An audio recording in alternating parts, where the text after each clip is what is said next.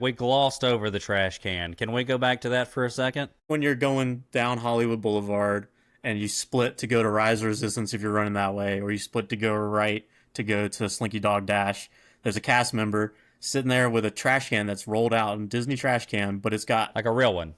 a real one. And it's got cork boards attached to all four sides, and it's just full of pins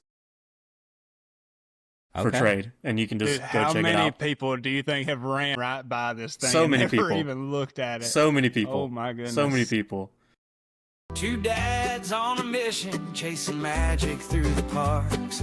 From rope drop to the fireworks, lighting up the dark. Yeah, we're the wildest dads in the wilderness on the ultimate ride. Buckle up, the adventure starts tonight. Ladies and gentlemen, boys and girls, welcome into the wildest dads in the wilderness. I'm Caleb. I'm here always with my good buddy Landon. We're just a couple of dads who like talking about Disney World, rides, food, cruises, you name it, the whole thing. And today, Animal pins. Kingdom. And we like talking about Animal Kingdom. Love Animal Kingdom. And we've got our favorite dog dad here today. Spencer, how's it going, buddy? Yeah, doing great, guys. Happy to be here. So we brought Spencer in. We've asked y'all to DM us, and we get the DMs, and a lot of those DMs are about pin trading because we bring up pin trading a lot, and we don't know all that much about pin trading. So if you're on the YouTube, you can see Spencer's shirt. You've got to be a serious pin trader to have I didn't know they made pin trading shirts, but he's got one. So we're gonna rock and roll with some pins today. Yeah, I'm interested to hear about this. Dude, I like Sharpies and like them G2s. They're really good, but I really don't know much about trading them. Is that the pins we're talking about? Yeah, absolutely. Yeah, okay. I figured out I had a media board here. What's a dad pod without dad jokes, man? Do we have crickets on here? I'm gonna scroll What through about a here round of just applause? waiting on. We need Ben, man. Yeah, no, Ben knows how to work the media board too well. But yeah, my favorite are probably the Sharpies, to be honest.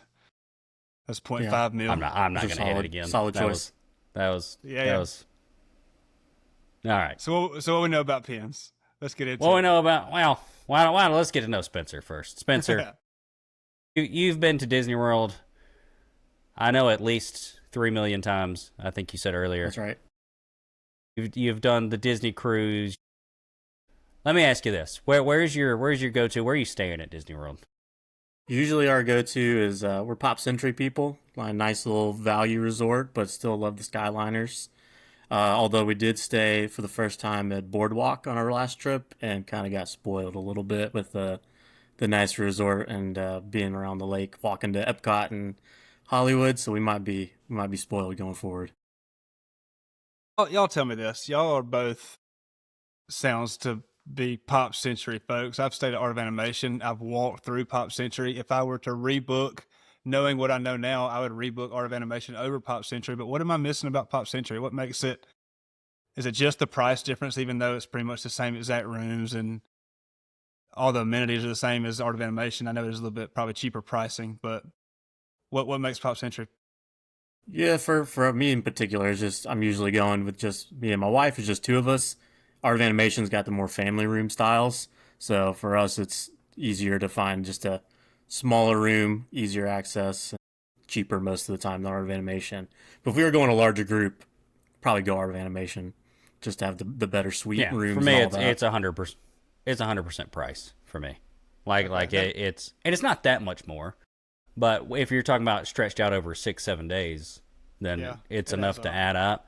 And we usually end up walking over to Art of Animation a few times, so we still kind of get that experience. And I mean, my kids love the big Mickey Mouse outside. We'll probably upgrade here at some point, but I'm gonna do it slowly. Like Spencer said, I don't want to spoil them just yet, and then we can't go. There's no going back. You can't go backwards. It's hard to go back. Wow. Well, and that's the thing too. Like I said, we stayed at Art of Animation in the Little Mermaid, which is kind of standard rooms, and it's the only standard room section of Art of Animation. It's such a long walk to anything. So I'm assuming with Pop Century, if most of them are standard rooms, you kind of can get more localized to Skyliner into the lobby and everything. Yeah. Which I need you to scoot like 8 inches to your there you go. I've only been able to see, but you've been looking about like this. I'm in the middle. Yeah, okay. I got a little lead. My pictures are big. Just for the YouTube folks. Everybody else, you're good. Right Ignore here. this part. I'm good right here. Yeah, as close as you can to the camera would be good. Dude, I can get up in that if you want to. All right.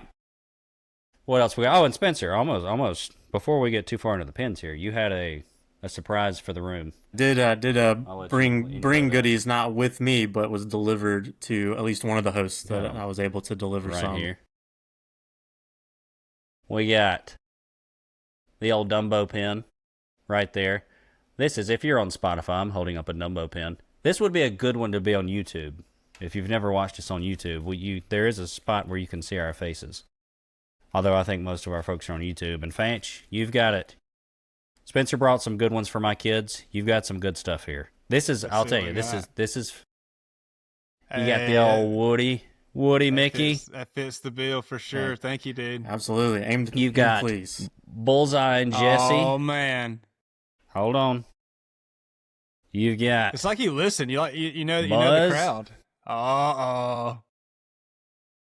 And you've got a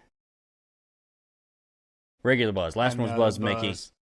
And these are big, heavy. Guys. These are definitely real. Like, I'm looking at some of mine that I just have now, and I'm like, that's not a real pin.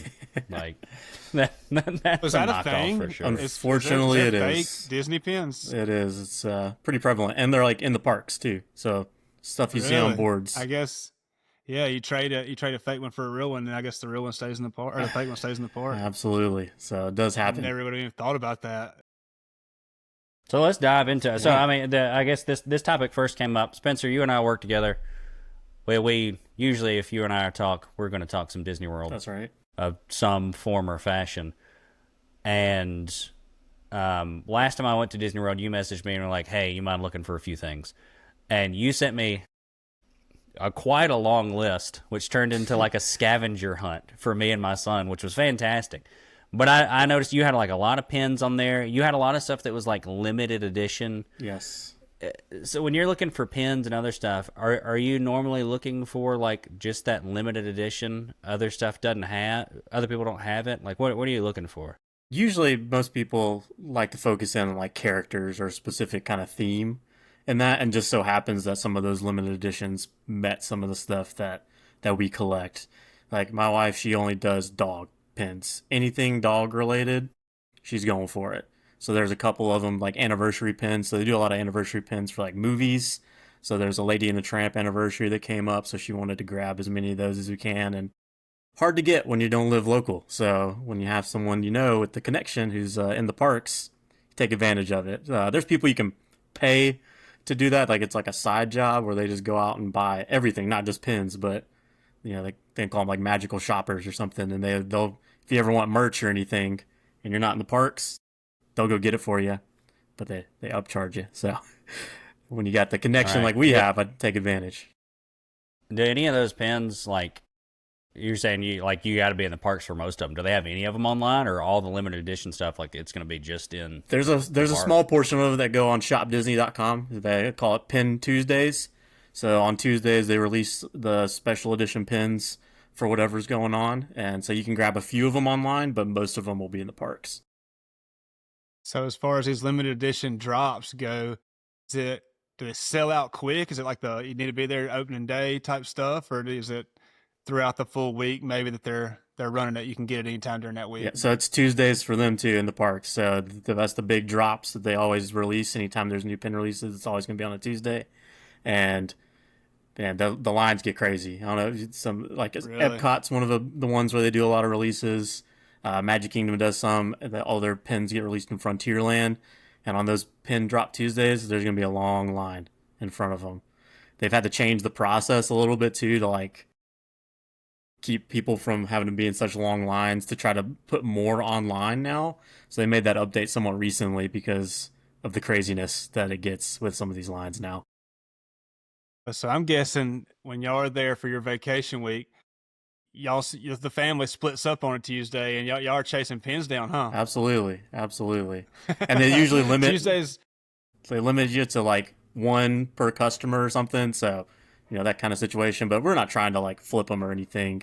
There are people who do that, just like any kind of collector's items, baseball cards, Pokemon cards now, all that kind of stuff. Some people are in it for the profit, but other people just hunt it for the pure collecting and stuff. And that's kind of what we're about, is we're just there to collect.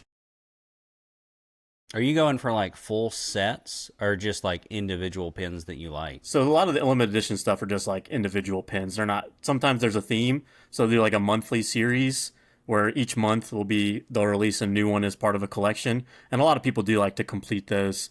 If it's something that I really like, there's been some like video game ones where they have like, it's been like pinball machines. And it's a different theme of a pinball machine every month. Like an Aladdin one, a Lion King one, Toy Story pinball machines. And if it's something like that I like, I would like to try to collect all those. But otherwise, I usually just pick the character that I like. And that's just kind of my strategy. But some people like to complete it all and collect it all. Right. So I started looking into that on our last trip because, it's kind of, you get a few of them that are the same when you're trading, and then you're like, well, I kind of want to keep going here. Yeah. And I kind of went down a rabbit hole. I don't know if you've done this, where you end up looking at like the chaser pins and the completer pins and all this stuff that I did not know was a thing. And in hindsight, all right, so Landon, you can get these like different sets of them, and then you get to like a chaser pin that's like just a gray, no color on it, metal looking pin, which were always the ones that I traded away because there's nothing special looking about them, but evidently they are harder to find. So, I mean, are you, I don't know, tell me how big into, are you more buying pins or how big into the trading game are you? I'll let you take it from here because I don't know what I'm talking about. No, you're good. I buy the ones like the limited releases of the stuff that I like, but a lot of it is trading. So they have some series they call the Hidden Mickey series and cast lanyard pins where you can't buy them. Well, you can now. You can buy them in small little mystery packs, but most of the time previously you can only get them by trading with a cast member. So people try to trade to complete things too. You couldn't just buy a pack of them. But now they do have they initially release them out where you can only have to trade for them. And then after like a year or so, you can buy the last year's mystery boxes. So if you're ever looking at like the pin stores or anything like that, and you see some bags that are just shiny different colors, and they'll say a hidden Mickey, those are what they're talking about. So every year they have basically 2 releases of hidden Mickey sets. And people try to collect those by trading. That's the best way to do that, is to be able to trade for those. They all have little hidden Mickeys on them, and they have all kinds of different themes. And there's a new set every year that people are trying to collect. That is really cool. I used to be a cast member wearing a lanyard, and nobody ever offered me a cool limited edition pin to hand out. I wasn't very good at it, though. Yeah. I didn't wear it half the time. Now, as a cast member, you have to trade whatever somebody wants for what they are offering, correct? Correct, because it's not their pins, so but it's just like kind of a stock. Now, there are some cast members who carry their own personal pins with them, and if they talk to somebody who's also a big-time trader, they'll do some trading on the side. Yeah. So there are some who carry their own pins in the park and only do special trades with people they connect with or whatever it may be. They don't have to trade those. That's more just like person-to-person trading. Yeah. And that seems like one of the cooler deals. Go ahead. So I walk into the pin store. Say we're in Disney Springs, and they've got the big pin wall. Mm-hmm. Is there anything of value? I know they got the little like shadow box that's locked. It's got the limited edition stuff in it. But is there anything of value on that pin wall other than just what you like? Like if you walk up and see a buzz that you like and it's just for personal preference, is there any value on that wall? Yeah, on the walls is mostly, they call them open edition pins. So they're kind of mass produced. They have those kind of easily there. And then the limited edition ones are like in the little glass boxes or behind the counter kind of situation. So those ones, they do cost a little more. But some of the ones, it kind of varies a little bit of where the value comes from. Just like any other kind of like trading card situation, whatever. Sometimes it's just random ones become valuable just because of who the character is. If it's like a special ride. And then, they kind of just only grow in value, really. So usually at the time, the values kind of is what it is. And then as scarcity goes and it's been a while, that's where the value starts coming in. Perfect example is like Splash Mountain pins now are very expensive because Splash Mountain doesn't exist anymore. Dino Land pins are starting to go up in price for people who have those, or like getting more value for things like that aren't going to be around anymore. So it's kind of like baseball cards, all those other different things where sometimes scarcity drives up the value and sometimes it's who's on the card, or, or who's on the pin kind of situation. The old Brer Rabbit rookie pin going for a lot these days. Yeah, exactly. Anything, and then like rare characters are always very popular for characters that don't end up on merch or pins very often. Those are always pretty popular that they go for. So it's a rough estimate. How many pins are you working with, or is it? Do you keep a small number just because you trade them off for? Yeah, probably. We tried to discuss about it. Probably pushing around the 1,000 range in that total for everything. That's impressive. And that's just like our actual collections of things we want to keep forever, and then also we like to keep like a stock of trades as well. That way, every time we go into a park or even Disney Springs, we got at least a couple traders ready to go if we see anything we like out and about. So that was gonna be my next question. Where do you get your traders? How are you? What's your getting traders method, I guess? Easiest way is, so you can buy the pins that are just kind of already there where you know what you're getting, and then the rest are going to be, a lot of them are in boxes or bags, and they're mystery. So you actually don't know what you're going to get. So that's kind of the easiest way to for sure know that you're getting legit pins, but maybe it's stuff you don't like. You just get a bag, it's got 5 pins in it. You like one of them, you trade the rest of them. And that's kind of the easiest way. Buying these bags at Disney World, I'm assuming, since you said it is authentic, it's not eBay or anything like that. Correct. And you can buy like pin lots on eBay, but you just run the risk of fakes coming in. And it's not even the valuable pins they're faking. It's just like some of those small hidden Mickey ones. I mean, it's kind of crazy. I'm not really sure why it's such a big market to have fake pins, but they do hang out there, so you're more likely to run into that on someone selling you 100 pins on eBay for $5. You're probably going to be getting some fake pins out of that. So, that's what we've been getting messages about. I've mentioned that several times, and they're on it to you, man. No, and after seeing the one Spencer gave me, I'm like, I think maybe 90% of my pins may be fake, but my kids like them. So I'm wondering. So, like in the pin community or the pin trading community, is it frowned upon for me as somebody that knows nothing about pins and has, say, 0?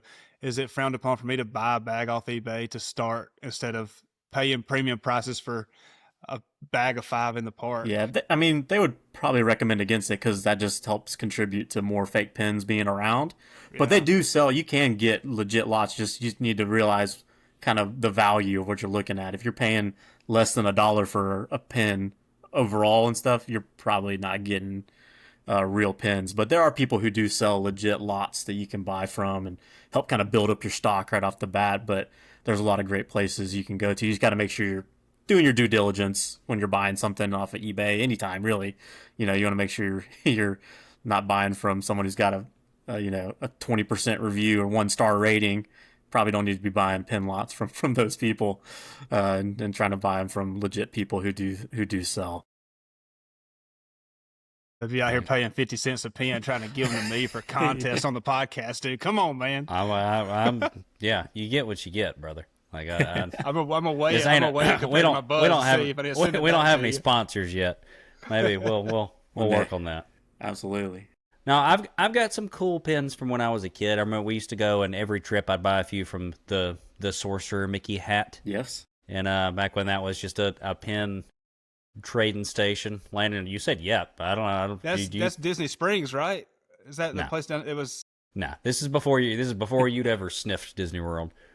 So. I feel like I was waiting to tell you this shop that was a Sorcerer Mickey hat, but maybe I haven't seen it in person. I'm sure you have. So it was, where Mickey and Minnie's Runaway Railway is? Mm-hmm. Oh, so okay. Like 50 yards in front of that. Kind of where the stage is now. Like 50 yards in front of that, there was a 50-foot tall Sorcerer Mickey hat. So when you walked in the park, you could not see Mickey and Minnie's. No, you couldn't see Mickey and Minnie's. There was just this giant sorcerer hat, and underneath it is where they would sell pins, and I think they sold some other merch too, but mostly pins. And it was Really? kind of what that little pin trading hut in Disney Springs is now, but it was in the park. Is the one in Disney Springs now a hut? That might be just what I'm Yes. picturing when you say Yeah. Sorcerer Mickey Yeah. hat. That's what I'm picturing, I'm guessing. But okay, no, I have no idea what you're talking about here. Yeah, But it was pretty cool. Huge Sorcerer Mickey hat. back when it was Look it MGM up. Studios, before it was Hollywood I think there was Studios. a bit of controversy over. I think some people really liked it. Some people really did not like it. Spencer, what's your hot take? Like it? Not like I liked it. I got to see it once when I was a kid, but I then loved it. didn't see it afterwards. So I thought it was Yeah. cool. Was my thing. So where are you? I guess mostly now it's just like on the pin board. Do cast members even still carry just like lanyards? So they took a pins? break from it for COVID, and then now they're starting to wear them again, where they'll have the little pouches or on the lanyard. So either one. But mostly the easiest way now is boards. So they'll have boards in a lot of the shops. Sometimes you have to ask for them because you might not be able to see them right away. But pretty much any store in the parks, on resorts, have a board somewhere if you ask for it. So that's kind of the easiest way to do your trading now is to go hunting there. It used to be fun. That was kind of what got us into pin trading in the first place. Was prior to COVID, cast members did wear them a lot more, and we'd use it to do cast member interactions, especially like in Epcot at the countries, and just getting to talk to a lot of those cast members. Kind of pins was like the first way to talk to them. Is like, hey, can I see your pins? And then we would chat with them a little bit. So that was kind of our favorite way to do some cast interactions as well. Kind of icebreaker, talking about pins first, and then talking about whatever else afterwards. So that was another reason why we really enjoyed getting into the pins. Right. So is there certain parts of Disney World that have more value in their pins? Say a deluxe resort has better pins on their pin boards than a moderate value, or is it all just randomly dispersed? I feel like it's all random. I feel like in some of those places, like the nicer resorts, you might have some better luck because there's just less people there trading, so they can like kind of refill their boards with some better stuff every now and then. Some places they do some kind of unique boards that they put out, like in the morning at Hollywood Studios when everyone's normally running to Rise the Resistance or running to Slinky Dog Dash. They'll put a random trash can out, and it's got 4 sides on it that have pins on it. And most people just run right by it because they're not looking, but it only comes out for a certain amount of time, and it usually has some decent stuff on it, and then it goes away, and so they'll have some things like that. One of the coolest things we ever dealt with was on Main Street one time. Apparently there's a board that they bring out kind of where that place is where like the Pandora store is.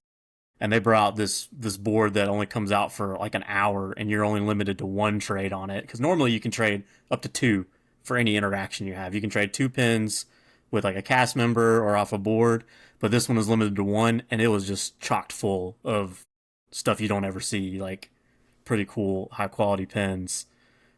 But it just comes out at random. There's no rhyme or reason to it, and we just got lucky. We've only seen it once.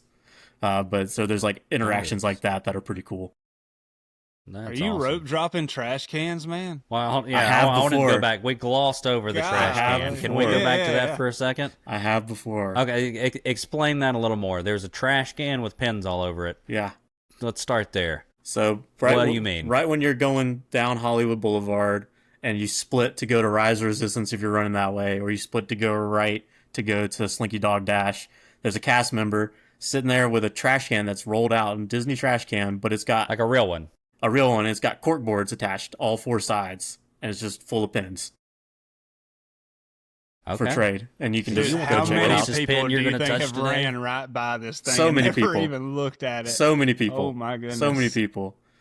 That's Pay the more attention yeah. to trash So cans. why is that cast member leaning on that trash Yeah. can? Just hanging out by a trash can. Yeah, and there it is. There's some fun, unique boards they have around too. Some of them are basic boards, but like in certain places, they'll have like I think it's the Sir Mickey's. All their pins are like on one of those shields that you can buy, and they just have all their pins there.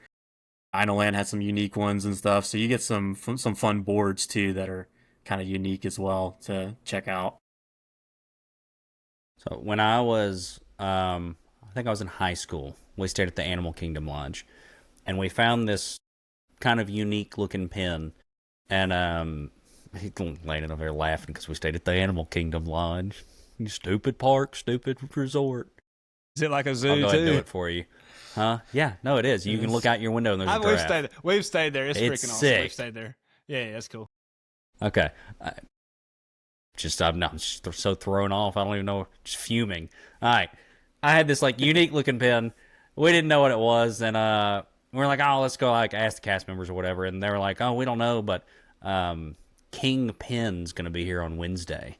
And we were like, what? And so like we come back on Wednesday, and they were just like, yeah, he knows everything about the pens. We come back on Wednesday, and it's this guy in like full like African garb, and he's basically just, I guess, just the most knowledgeable man about pens that's ever lived.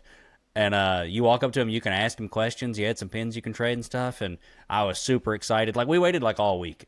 And I get up there, and he's like, "Oh, that's just, he goes, that's just the design that's on the shower curtains."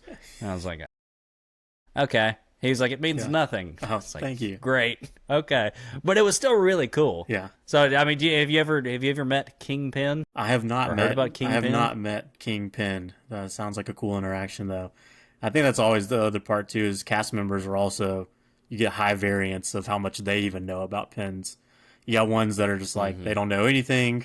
And then you got ones that are really into it themselves. They're also collectors, and they can be really helpful and stuff. So we've definitely run into that before, of trying to get some knowledge or anything. They're like, I've never seen that before. I don't know what you're talking about. To other ones that can tell us the year they were released and, all those different things, or what collection they're a part of.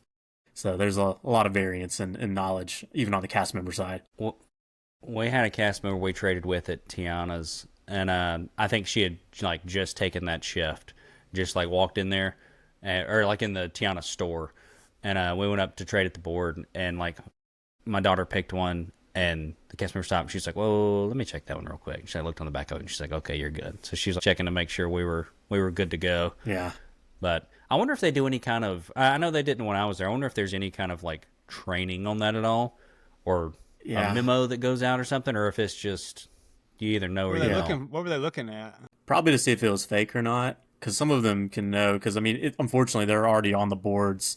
Because if you start really getting into pin trading, you start looking at boards, you're going to see the same 5 or 6 pins that are just everywhere all the time. And yeah, they're ones that are either highly faked or ones that just aren't as popular. That just kind of, it's what everybody trades for. They'll like stick one of those on there because nobody wants those or whatever it may be. So unfortunately that does happen, but the good cast members do pay attention, and they do like look and see like what's getting put on there. You're the problem. You're the problem.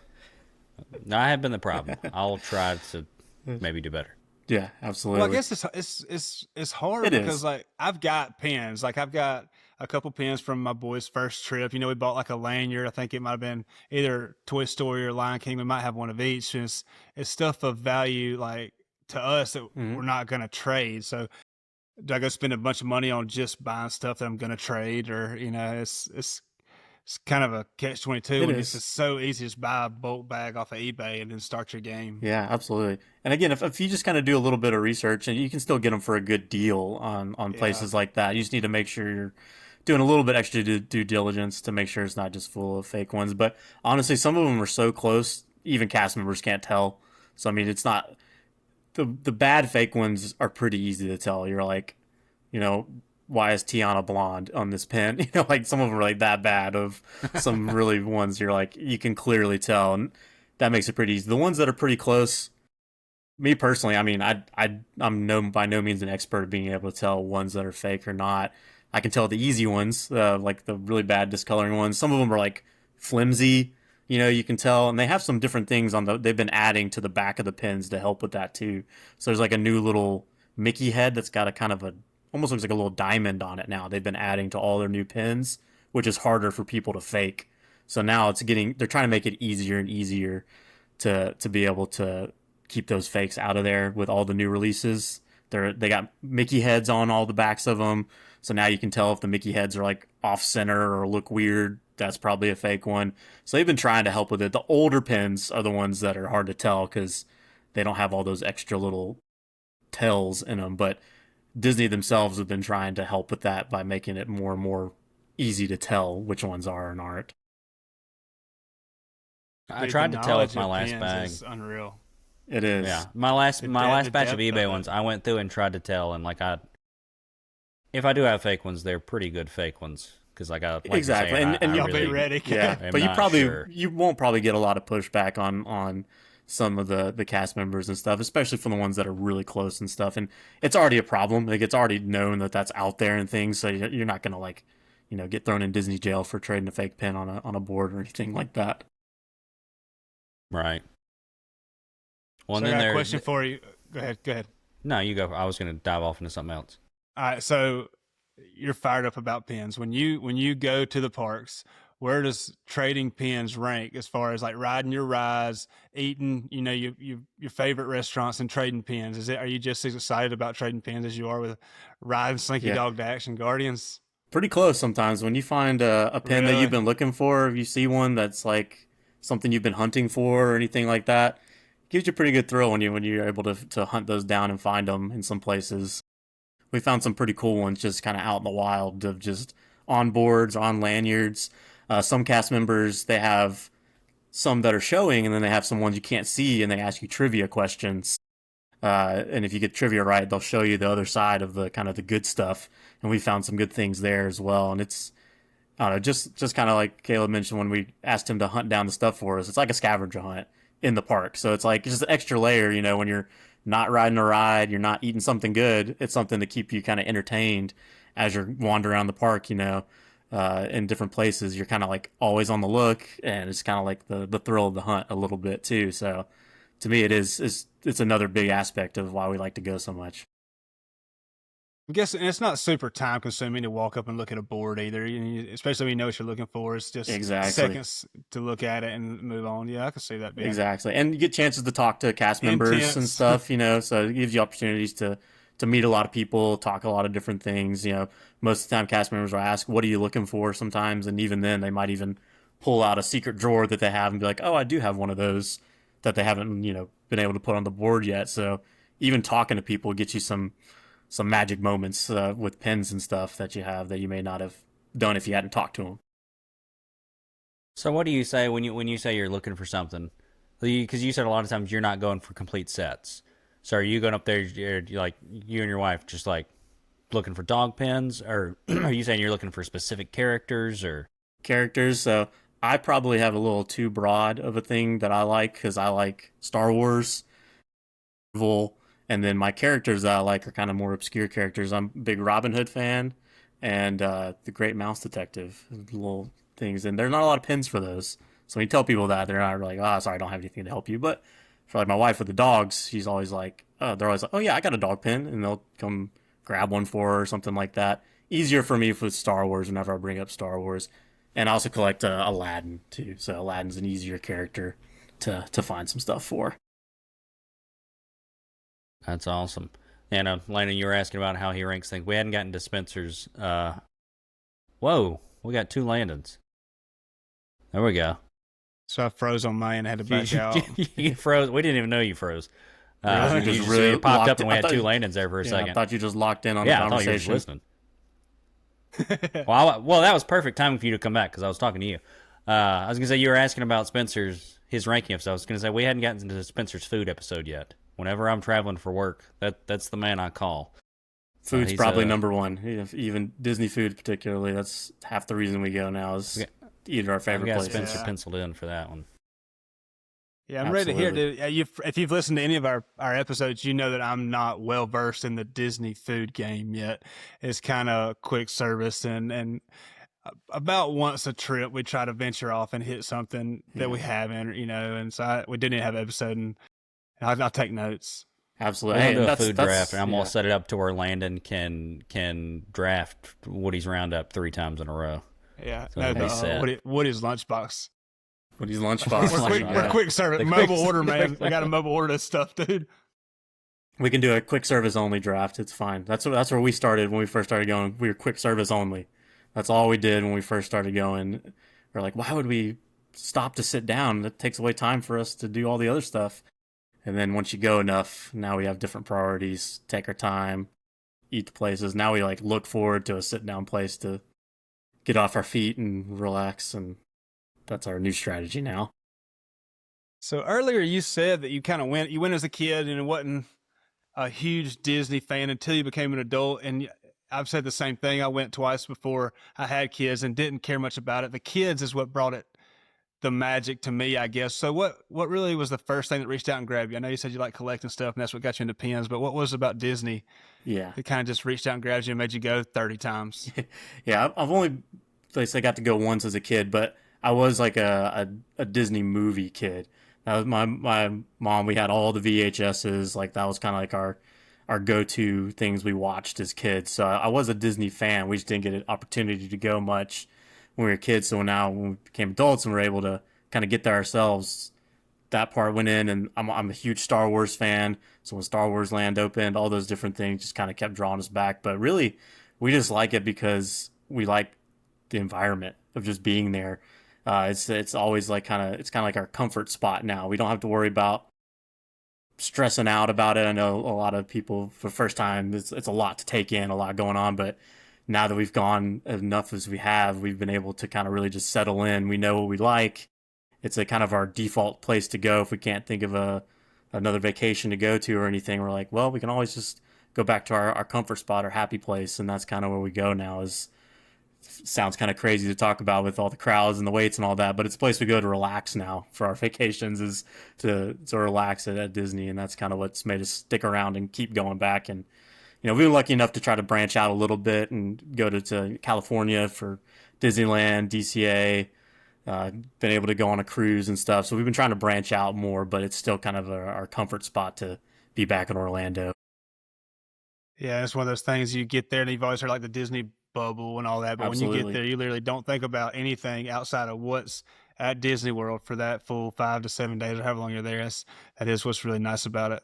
Yeah, and I'm basically a child myself. No longer exists. So. Yeah, we all are, and that's what we're here for. I don't think we'd be on a Disney World podcast right now if we absolutely weren't a little bit children. But, absolutely, All right. Anything else we need to know about pins, or did we just? I'll do one little shout out if you needed to know more about pins for the true experts. So most of the stuff we use to like trade with pins in the park, we have these little bags that you can like stick pins to. It's a little kind of board that you can use for like easy access to be able to stick pins on, move them back without having to carry them around in your pocket or a plastic bag or anything. That's a small one. They have some bigger ones of different ones you can keep. And then you also have even a big book of things that you can keep pins in for things like that. And it's Pinfolio. I will shout them out. They're three kids in the family came up with this idea themselves and turned it into a business. And now you'll even see their stuff in the parks. Like a cast member will pull out a Pinfolio book from their buy, and that's where they keep their pins now. So they have made a full business out of it and have all kinds of pin-related products, and it's kind of the go-to thing that everybody uses.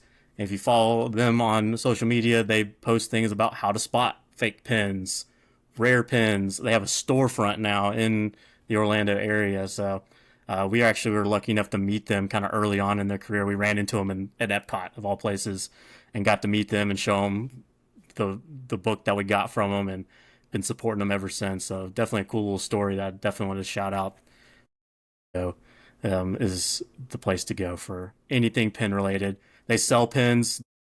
They think they have over 1 million pins in their store that they sell. They run trading events. That's the other last piece of pins, is they do big trading events, usually at Saratoga Springs or those kind of places. Annually, they have a big pin event that Disney hosts, and then they also do their own thing on the side. So a little shout out to them. So if you ever want to really, really get to the experts, those guys are the experts at Pinfolio. That's awesome. Yeah, usually I'm just rocking with pins in my pocket most of the time. Yeah, my kids have their lanyards on, and I got a few in my pocket. I do want to get to where I'm trying to actually I feel like I have 75% of 30 different sets. And I did not realize that I was trading away chaser pins and stuff. So Landon, I guess we didn't touch on it that much earlier, but there'll be these sets of I don't know, like 7 in a set or something, and you'll have like your normal ones, and then there's the chaser one that's like no color on it, just like a metal looking one that's like harder to find, and then a completer one that's a different one that's Spencer, even harder to find. Yeah, it's just they don't make as many of those, so it's the ones like in every set, especially the hidden Mickey sets or any of those, they'll have like a full set of them. One of them will be kind of a little bit rare to find, and then those chasers that they put in. Sometimes they are metal, like you said. Sometimes they're a fancier color. So those are hidden Mickey specific ones that you're usually trading for. The other sets and stuff they're mystery bags, so you're going to be buying. You could technically collect them all by buying like 10 bags, but the thrill there is stuff. So that's the other part that we kind of even like too, is the mystery box aspect. I know that's been popular. There's a whole store in Disney Springs now of like mystery boxes of little characters, but the pins have been doing it for a while where you get those mysteries. So you're hunting down, finding ones that you're looking for. And again, if you don't find what you're looking for, you trade those and try to hunt them down another time. So it's been fun it's fun to chase them down a little bit. So where do I go to like find out that there's 7 pins in this set? Like, where do I even start to figure out what I'm interested in and what I'm looking for? Is there a website you use? Is it just the social media? Yeah, there's a few. Disney Pin Blog has like that they have a website that has like I think like a history of like an archive of pins. There's a few other places that have like different kind of archives you can find. And I think even through some of the Disney sites, they even have like a history of pins that you can look at. Some of the pin stores even have like some like older pins kind of displayed out there, but there is different places you can find like all the hidden Mickeys that have been released every year since I think they started in like 2001 or 2 was when they first started those. So there's kind of places you can just search for online to find different histories of all the different pins out there. When you're searching the internet and you see something you like, then that kind of goes on your checklist to keep an eye out for that. And yeah, absolutely. There's like collections of stuff. There's like some sets that were trades where like it's like the alphabet. So it's like, you're looking for like the alphabet, and every character has every letter has a character tied to it. So that's like a popular one people try to find, is get the whole full alphabet set. So some of them are pretty easy. You can kind of tell the theme that you're looking for the different things, and you're just like looking out for those. There's been like donuts and cupcakes and like foods and like popsicles. So you're trying to find all the favorite ones that you have from that collection. So there's all kinds of stuff. You can kind of see the themes and easily identify that's part of that set that I'm looking for. Some of them are a little bit more obscure, a little bit harder to tell, but you do have those options to be able to see that. But there's plenty of different pin pages out there on social media to follow that send out updates of this is coming, releasing. They have the release calendars for all of that. So there's some good stuff out there to be able to stay up to date on the new stuff coming out and keep track of the old stuff too. One of my favorites that I have, I'm sure you've seen it. I've got it's like the old school like paper fast passes. So yes. I've got like a set of like they look like the paper fast passes, but it's like a test track and a Soarin' and a those are cool. I think there's like a rock and roller coaster. So the entire pin is just like what the old fast pass used to look like. Yeah, it's just a pin that looks just like the old paper fast passes. Yeah, I've got another one. I wish I'd brought it up here with me that you'd like. It's a I was working Dumbo one day, and when I was in the college program, it was the same year that Mine Train opened. And this lady who was like a manager, coordinator, was walking through, and she kind of stopped, and she was carrying a clipboard, and she stopped, she looked at me a few times, and she was like, "Did you get your Mine Train, like, opening team pin?" And I was like, "No, I didn't," which I was not on Mine Train opening team, but a lot of the people who were also worked at Dumbo. So she was clearly mistaking me for someone else. And she was like, "Oh, just write your name down and like I'll give you this pin." So I've got this really cool it says like Mine Train 2014 like opening team on it, like a cast. So that's probably a pretty valuable pin right there, because that's really cool. Yeah. There's a lot of pins like that are like for only cast members that can buy them. And so people try to hunt those down. There's out in California, there's a lot of rare pins that come from Mickey's of Glendale, which is where the actual studio is. There's a certain store there that you can only get from that store. Down at where the El Capitan Theater is, next door to that on Hollywood Boulevard, is a soda fountain shop, and they sell pins there that you can only get there that have basically different characters eating ice cream. Is basically it, and they have different ones, and again, you can only get them there. So it's like people try to hunt those down and trade for them, and there's a lot of unique ones that the Imagineering team, they have pins that get released that only people who work in Imagineering can buy, but then of course people trade for them and different things too. So there's a lot of specialty stuff out there. So cast members and all that get some cool access to the ones that care about pins can get some cool stuff. That's awesome. As I did see my last Disney trip, I was when we were talking about the different resorts, they have different pins and whatnot.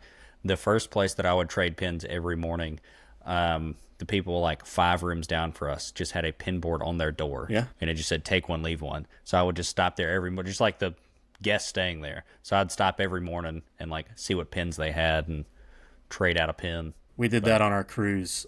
We put out a thing on our outside of our cruise room, and then there's a bunch of other rooms that did that too. So one of our downtimes, we just kind of walked around and looked for pin board tradings on the cruise. And you can get lucky sometimes too. There's people, just normal people, who set up in the park and just trade pins all day. Like I guess they have annual passes and live locally.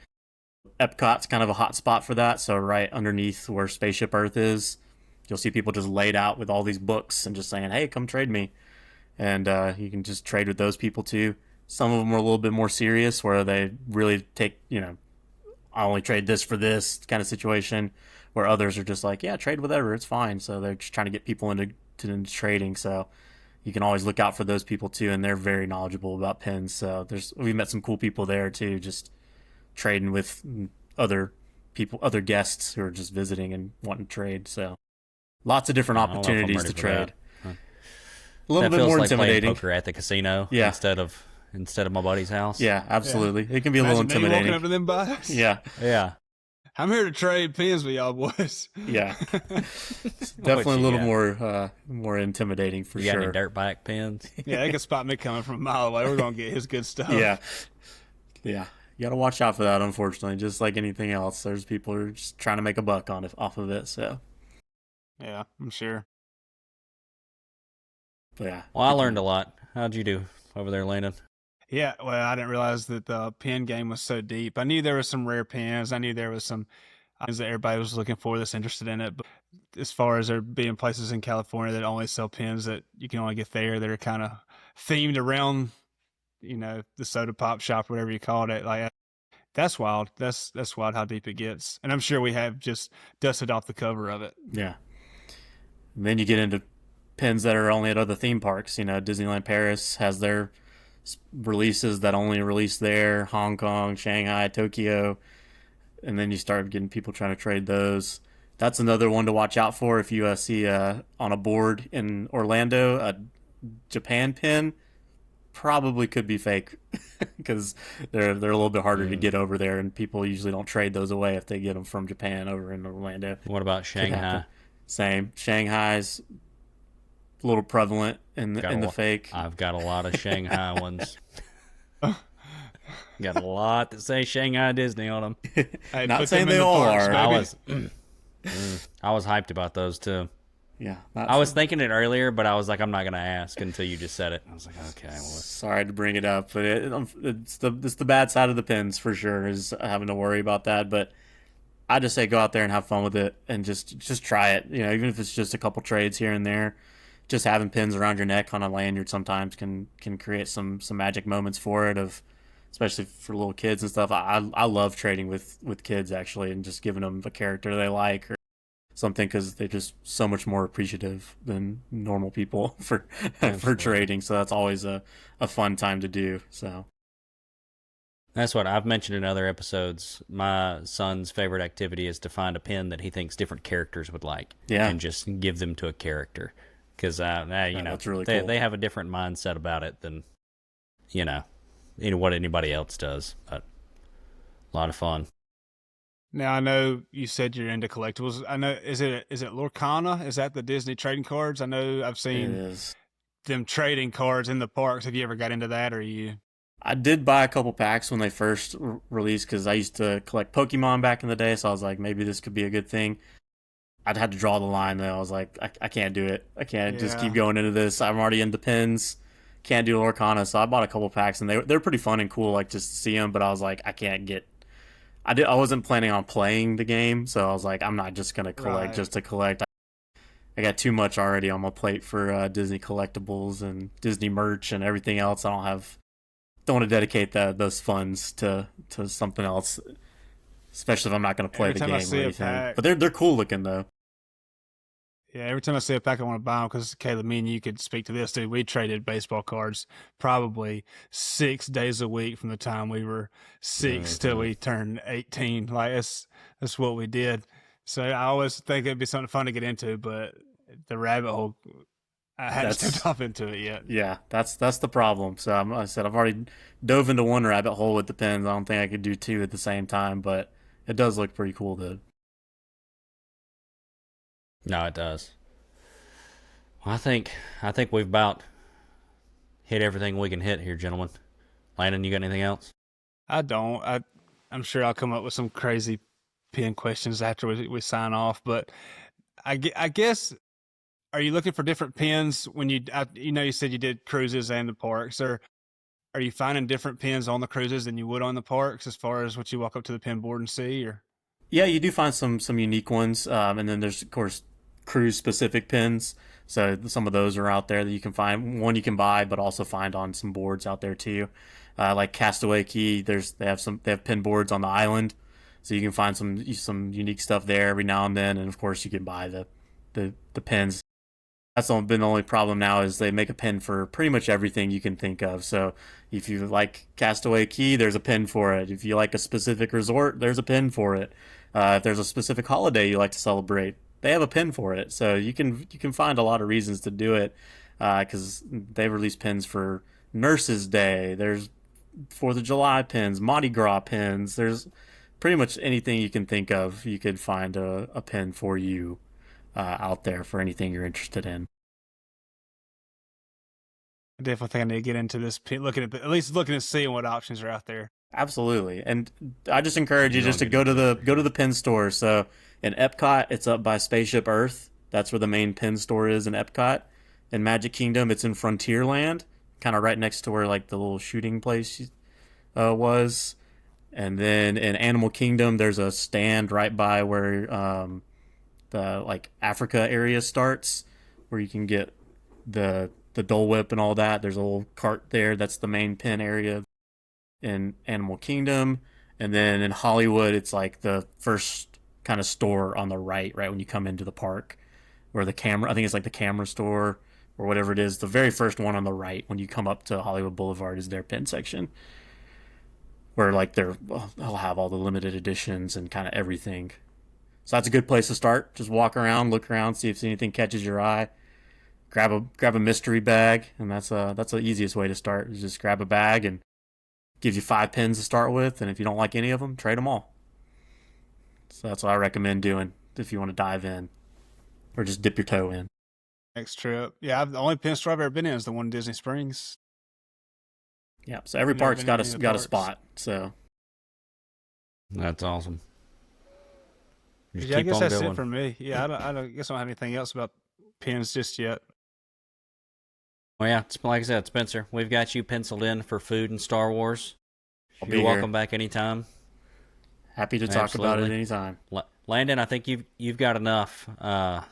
Check the mail here in a little bit. You got enough for me to send you some pins. We're gonna ship them.